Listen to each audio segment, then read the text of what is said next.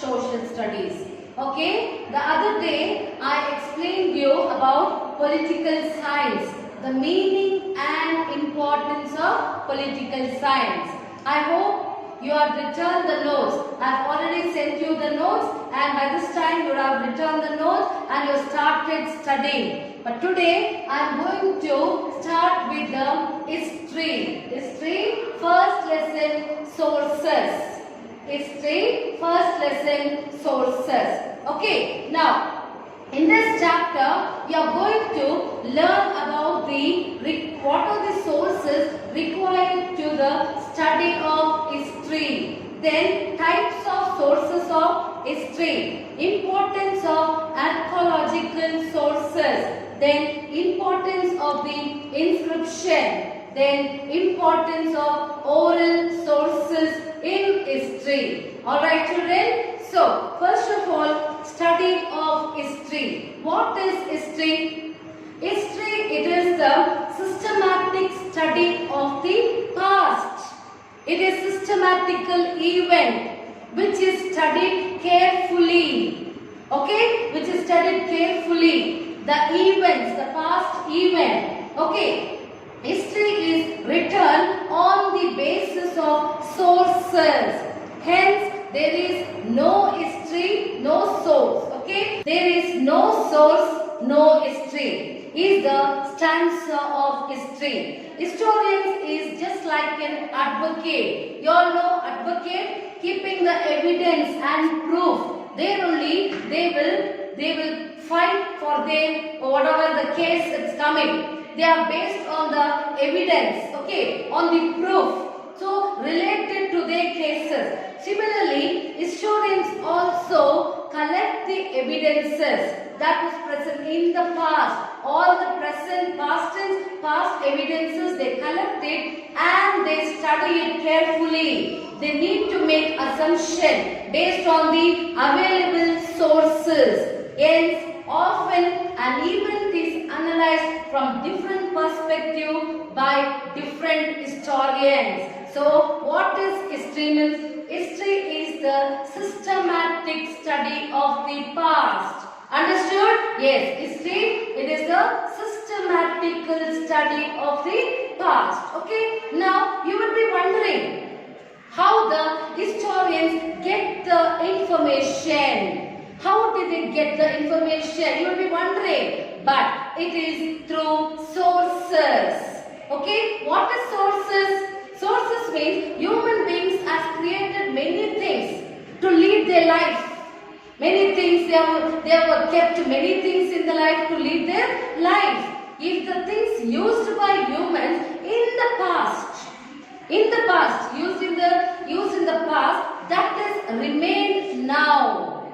Past and now. Understood? Past means previously what are the things the man was using. If those things are found now and the historians take it and make it as a source. Understood? Source means they make it a source. That is only source. Okay? Now, hence the agricultural tools. What are the agricultural tools they were using during the primitive age? That is the prehistoric period where there is no written records.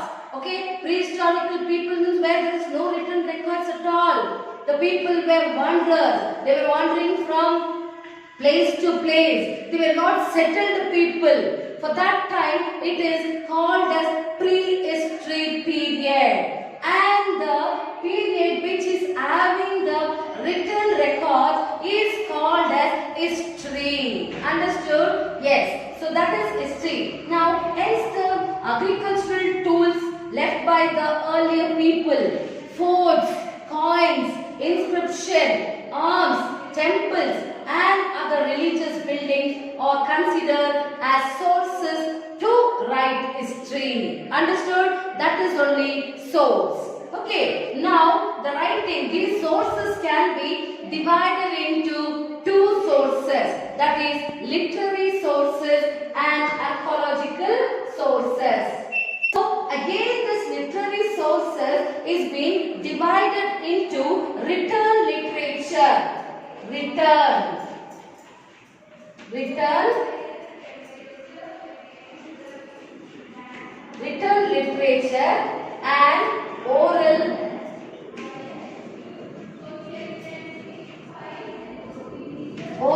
literature. Okay, literary sources can be divided into two, that is written literature as well as oral literature. First, written literature.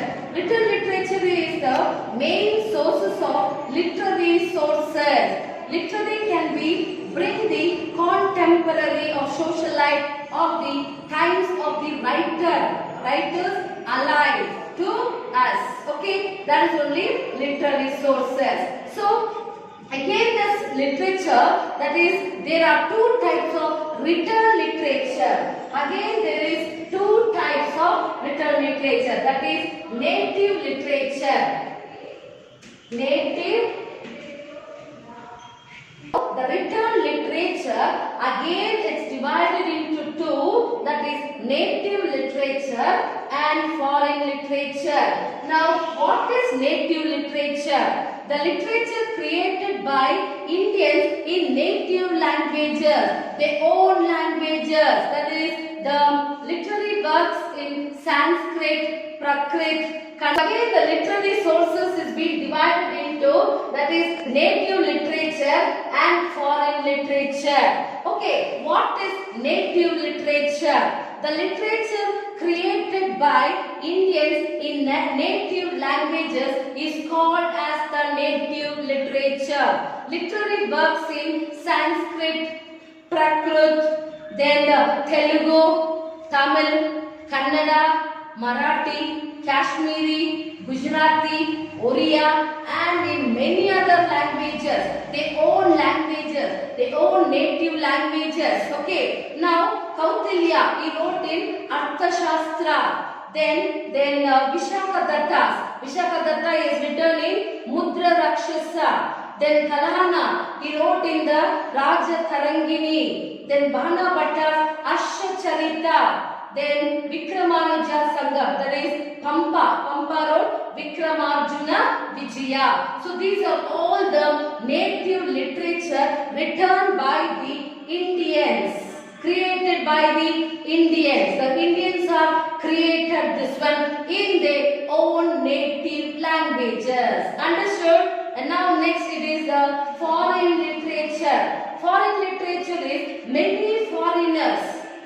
As you all know, during the king's period, so many rulers were there. At that time, many of the people they came to India as ambassadors, maybe as missionaries, or maybe as VIPs, whatever it is. So the people, those who came, so many foreigners who visited the Indian as travelers, ambassadors, businessmen, officials, missionaries have recorded their observation and experience in their work. These works are considered as foreign literature. It is written by the foreign people who had come to India. They observed what is happening in the country, Indian country, what has happened. So they have written in their book. For example, Megasthenes in his book Indica, he wrote about the greatness of the rulers, Ashoka, how he ruled, and what is his inscription. That all he has mentioned. Okay, and next it is Fayuns. He wrote Gokoki. What is the book called? Gokoki. Okay, that one. And then it is Wen Sen. He wrote that Siuki. Okay, so these are all the Chinese languages. So they wrote their own language book. So the foreigners who came to India as travelers, ambassadors, missionaries, and so on. So these people experienced, they observed what all is happening in the country, and that they wrote in their book. Understood? That is only called as, there are many writings that serve as the source. Okay? In these works also, one can get to know about the social, political, economical, cultural, and administration aspects. Understood? Yes. Now, I am going to talk about oral literature. Written literature is finished. Written, that is native literature and foreign literature. Next it is oral literature. Oral literature means oral. When I tell oral, what is that? Oral means telling it in your mouth. Okay, telling it in your mouth. Whatever you see, you are telling it in your mouth. For example, when you are writing exam, they tell you oral exam. Means that you are not writing. You are telling it in your mouth. Just like that, oral literature means the folk stories. In villages, have you seen folk songs? The people dancing. They make their own stories. They create the song in the way of a story. Song itself is a story. The story completely is narrated through the songs. That is only folk songs. Then folk legends, ballads. That is a drama. People are creating dramas. Have you seen? So many people in the villages, they will sit together and see the dramas.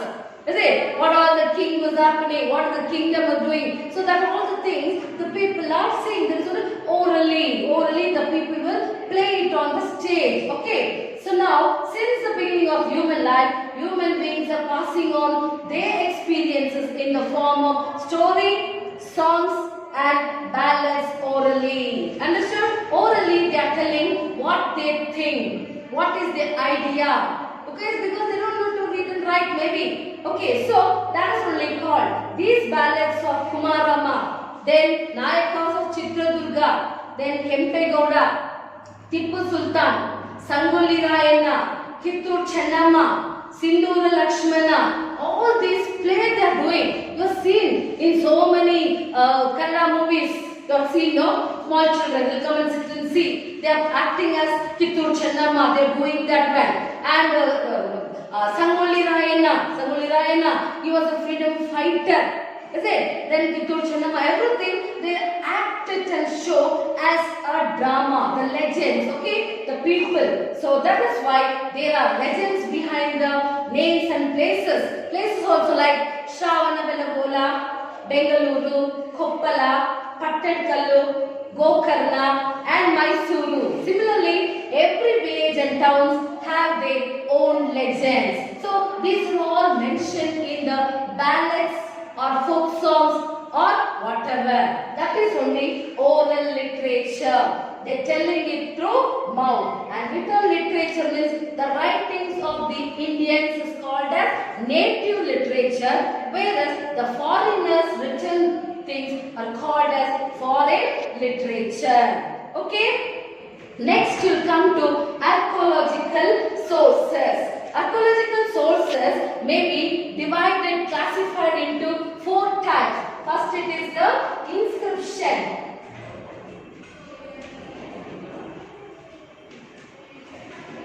Inscription.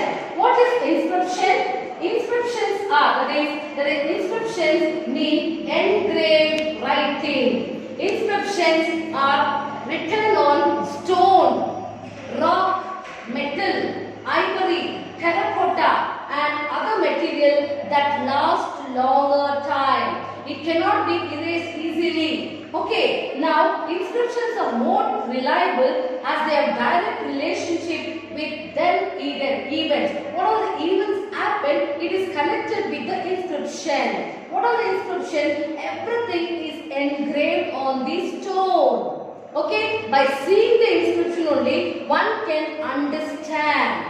Okay, that found in India. Most of the Ashoka's inscription, have you all known that Ashoka's inscriptions are the earliest inscription found in India. Alright, next it is thousands of inscriptions are found in Prakrit, Kannada, Telugu, Tamil, Sanskrit, Prakrit languages. Samudragupta's, that is Allahabad pillar inscription. Allahabad pillar inscription, Immadi Pulikeshi's Aihole inscription, then Kharwala's Hathi Gumpa inscription or other inscription portrayed on the military achievements of then rulers, means at that time who was ruling. Okay, there it is. Next it is the coins.